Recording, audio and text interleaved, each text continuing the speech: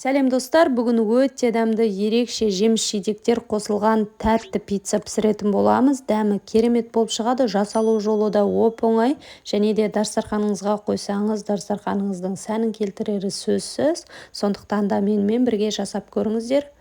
Бізге сармай ұн қажет болады. Сармайымызды қосып, шым-шым тұз салып, аштығымызды қосып, енді сармай езілгенге шейін жақсылап араластырып аламыз.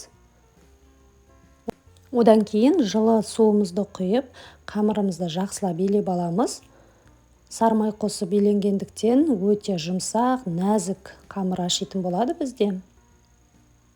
Қамырымыз илеп болғаннан кейін ашытуға жібереміз. Міне біздің қамырымыз ашып дайын болды. Енді противенге ұнымызды сеуіп, қамырымызды жуалап, пиццаның формасын жасап алатын боламыз. Манный крупа сепсеңіздер де болады. Менде екінші сортты ұн септім противенге. Сонда әдемі болып шығатын болады. Енді осылай форма жасап, шанышқының көмегімен осылай тесіп шығамызда 180 градуста қызып тұрған пеште пісіріп алатын боламыз. Енді альпенгольдты алып микроволновкаға ерітіп қойдым. Шоколадты міне біздің пиццамыз пісті.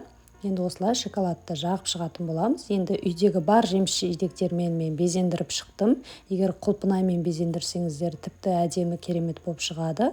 Менде банан, апельсин және смородина болды. Барлығын осылай безендіріп шықтым. Қамыры өте нәзік жұмсақ болып пісті. Сахарный пудрамен безендірдім. Одан кейін міне осымен біздің тәтті пиццамыз дайын болды. Өте керемет дәмді болып шықты. Және енді менің каналыма жазылып, жүрекшені басып, пікір қалдыруды ұмытпаңыз. Менің балаларыма өте қатты ұнады. Сіздерге де жасап көруге кеңес беремін. Ас болсын.